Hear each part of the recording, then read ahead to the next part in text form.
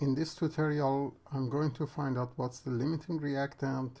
I'm also going to calculate mass of one of the products, silicon tetrachloride. This time I have three reactants and I have their masses given to me. First question is what's limiting reactant? Before anything, I have to convert them to moles. Moles is mass divided by molar mass. So I go after chlorine first. You have 20.8 grams, so I'm going to take 20.8. I'm going to divide it by the molar mass of chlorine.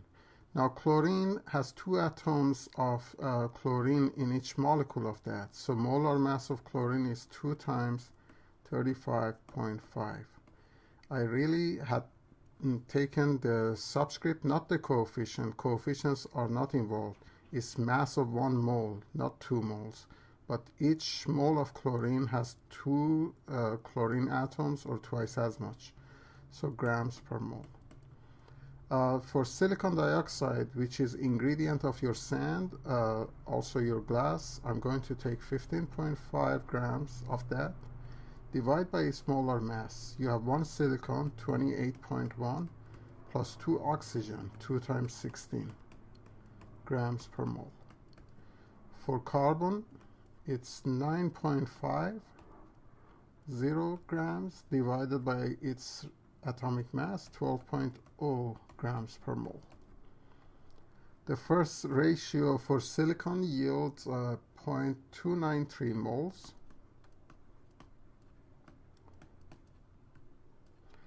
For silicon dioxide, you produce 0.258 moles, and for carbon, division of 9.5 by 12 is 0.792 moles. Now, in order to decide what's the limiting reactant, we divide by the respective coefficients, and the smallest of all three numbers is limiting. So 0.293 divided by 2, 0.258 for silicon dioxide divided by 1, 0.792 divided by 2. If you do that, the first division for chlorine will yield 0.147. For silicon dioxide, same number, 0.258, you're dividing by 1. And for carbon is 0.396. 0.147 is the smallest of all, so chlorine is your limiting reactant. So the first answer is, what's the limiting reactant? Cl2 is limiting reactant. Sometimes we use word of reagent. It exactly means the same thing as reactants. Now let's answer the second question. So the first question was answered. What is theoretical yield of silicon tetrafluoride? So I'm going to go after chlorine because it limits my production. It gives me the number I'm looking for. You have 0.293 moles of chlorine that you have to start with. 0.293 moles of chlorine. Then I go after my balanced equation. For every 2 moles of chlorine, I produce 1 mole of silicon tetrafluoride. So 2 moles of chlorine in denominator, to cancel it out, produces 1 mole of SiCl4 in numerator. So final answer is 0.293 times 1 divided by 2, which happens to be 0.147 moles of SiCl4. We are almost there.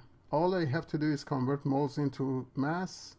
Remember, if you multiply moles by molar mass, you will get mass.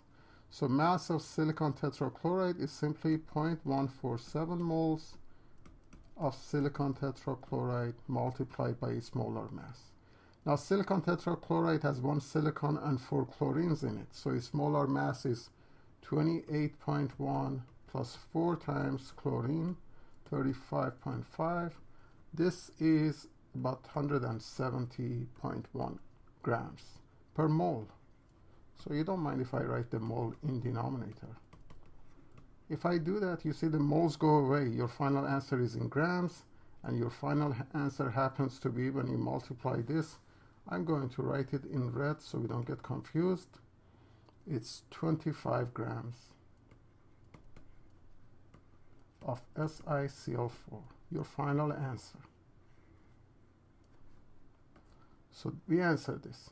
Now just be patient with me. I like to do one other treatment of this calculation. We have solved the problem. You can relax. But let's see what happens when I combine these two terms to make it a little bit nicer or smarter. So I'm going to start with 0.293 moles of Cl2 multiplied by the ratio we had before, 2 moles of Cl2, 1 mole of SiCl4. Now I'm going to continue, not stop here and have the second step. I rather want to have one long equation and solve everything. I'll go after the second ratio. What if I put 1 mole of silicon tetrachloride in denominator and put the grams, 170.1 grams of silicon tetrachloride? Maybe I get the same answer. At this stage, moles of Cl2 cancel each other out. Good. Moles of SiCl4 and moles of SiCl4, they cancel each other out too. I'm left with the grams. If you take, and you should do calculations one more time, 0.293 times 1 times 170.1, divide by 2, you get exactly the same answer. 25 grams of silicon tetrachloride. I hope some of you have patience and look at this sort of calculation and appreciate it's exactly same as above. And if you learn this, you have really easy time in stoichiometry in American colleges. Sometimes this is known as unit factor or dimensional analysis. If you have no patience, at least learn what happened above. It's simple. Stoichiometry should not be difficult, just practice.